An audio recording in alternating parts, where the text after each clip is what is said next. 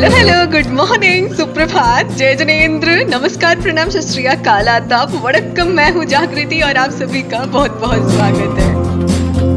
कहते हैं कि दिन की शुरुआत की जाए यदि एक छोटे से सुविचार के साथ तो पूरा दिन बहुत ही बेहतरीन जाता है। तो चलिए अपने दिन की शुरुआत करते हैं एक छोटे से सुविचार के साथ और अपने आज के इस दिन को बेहतरीन बनाते हैं और देखते हैं आज का सुविचार क्या है।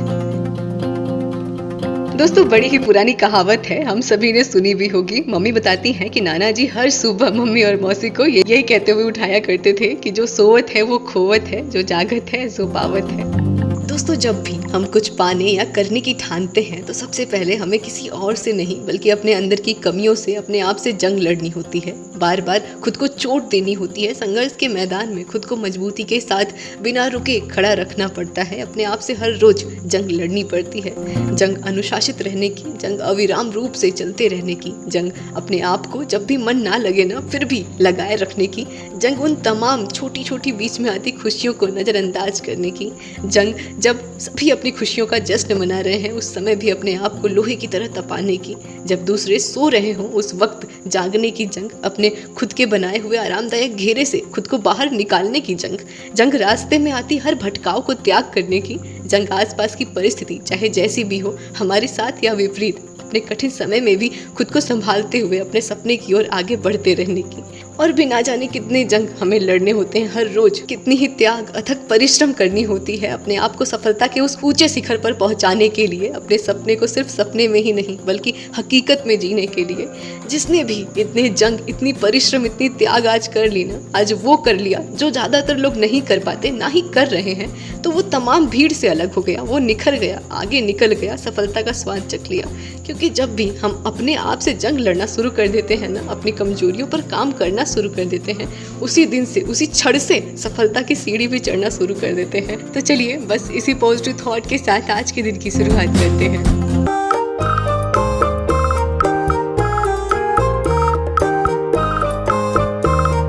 कैसा है हमारा पूरा परिवार? बड़ों को प्रणाम, सादर चढ़ी स्पर्श, छोटों को ढेर सारा बहुत सारा प्यार। आप सभी का बहुत बहुत स्वागत है आज के इस नए सफर में। आपकी जागृति प्रस्तुत है आज फिर और एक नए सफर के साथ।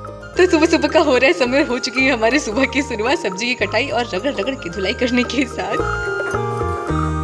आशा करती हूँ हमारा पूरा परिवार काफी स्वस्थ है, काफी अच्छा है, अपने दिन की शुरुआत को काफी बेहतरीन तरीके से कर रहा है, जीवन में आगे बढ़ रहा है नए जोश, नए उमंग के साथ और एक नई पॉजिटिविटी के साथ। और बस आप सभी के प्यार और आशीर्वाद से आपकी जागृति भी बहुत ठीक है। जहाँ पर अभी हमारा घर बना हुआ है ना, पहले यहाँ पर ना कई सारे पेड़ हुआ करते थे, जामुन के, करौंदा के, बेल के और एक कटहल का भी पेड़ हुआ करता था। उसमें ढेर सारे कटहल हुआ करते थे लेकिन बहुत ज़्यादा बड़े नहीं होते थे, मीडियम साइज के, मीडियम से भी छोटे।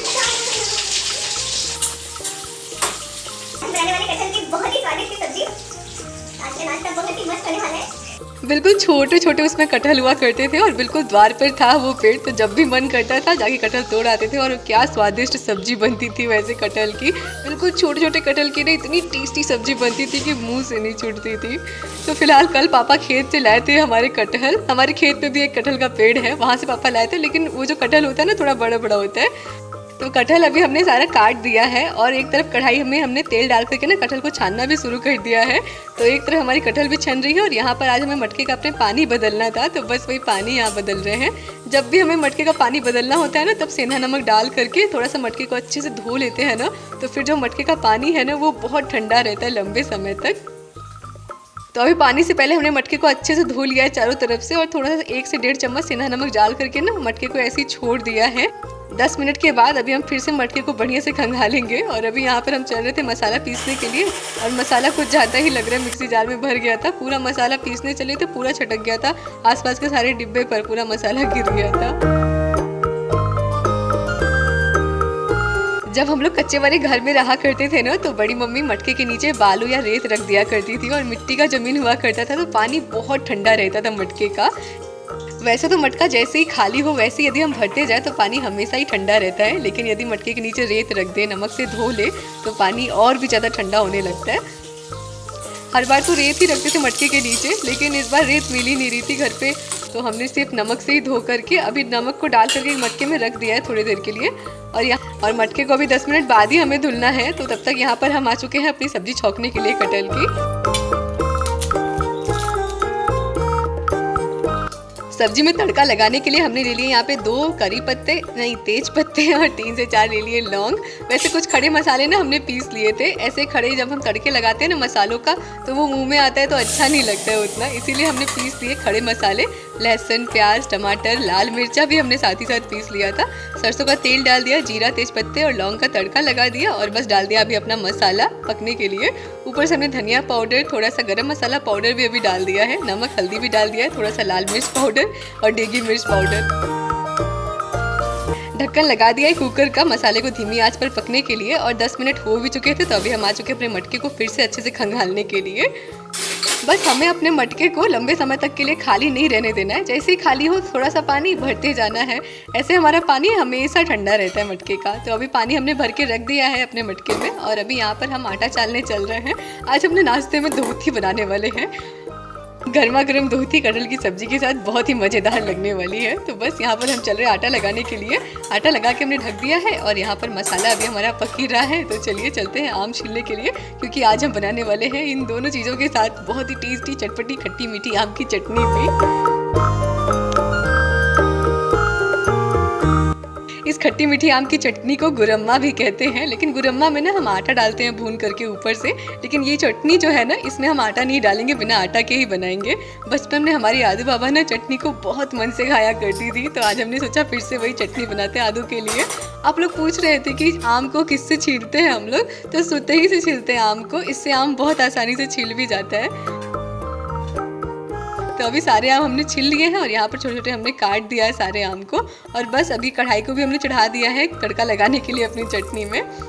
जैसे ही हमारा तेल हुआ गर्म हमने लगा दिया पंचफोरन और थोड़ी सी कुटी हुई लाल मिर्च का तड़का और बस डाल दिया अभी अपने सारे कटे हुए आम को थोड़ी देर हमें तेल में अच्छे से फ्राई कर लेना है, हल्का सुनहरा होने तक, और डाल देना है थोड़ा सा नमक ताकि आम अच्छे से गल सके। साइड साइड हमने अपने मसाले को भी चलाते हुए रहना है और मसाला भी हमारा अच्छे से तेल भी छोड़ दिया है। तो बस अभी फ्राई किए हुए हमने कटहल भी डाल दिए हैं। मसाले के साथ में कटहल को भी हमें 5 मिनट के लिए अच्छे से भून लेना है।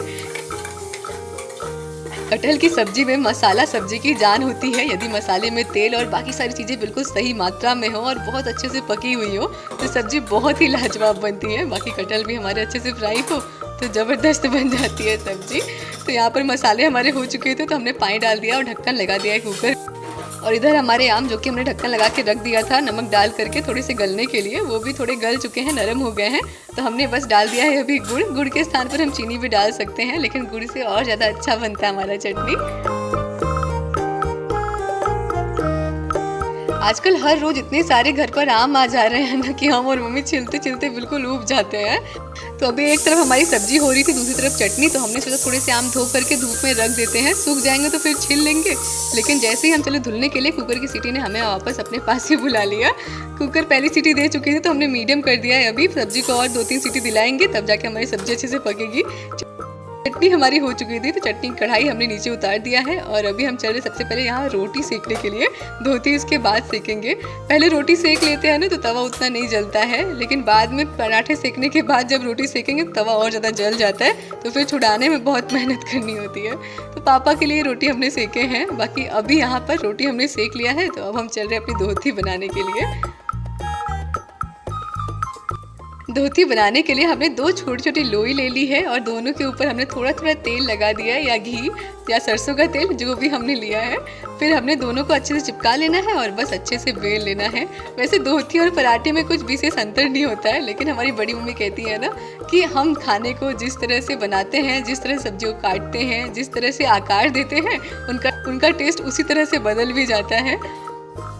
और ख़ास तौर से ये धोती ना बचपन की याद दिलाता है। वो चूल्हे वाली रोटी, चूल्हे वाली सब्जी, जब बड़ी मम्मी चूल्हे पर खाना बनाया करती थी, गर्मा गर्म सब्जी और धोती पराठे साथ में मिलते थे ना, तो जब भी धोती बनाते हैं ना तो वो बचपन वाली फीलिंग आ जाती है, बचपन की याद आ जाती है। बिल्कुल पतली पतली गर्मा गर्म धोती मिल जाए आलू टमाटर मटर की सब्जी के साथ, या फिर किसी भी सब्जी के साथ गरम गरम मिल जाए खाने को तो मज़ा ही आ जाए। तो बस धीरे धीरे हमारी सारी गर्मा गर्म धोती सिक के यहाँ पर तैयार होते जा रही है। सब्जी भी हमारी हो ही चुकी है, बस कुकर का प्रेशर अभी निकल रहा है।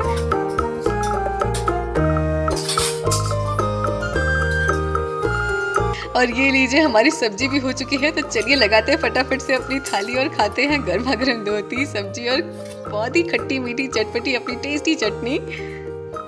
मम्मी कहती है ना कि जब भी हमारी इच्छा हो जो भी चीज़ खाने की पीने की ना हमें उसी वक्त खा पी लेना चाहिए, वरना एक समय के बाद ना वो सारी चीज़ें हमें अच्छी नहीं लगती हैं। अब देखिए आदू बचपन में जहाँ इतने मन से खाती थी ये आम की खट्टी मीठी चटनी, अब उसे अच्छा ही नहीं लगता है।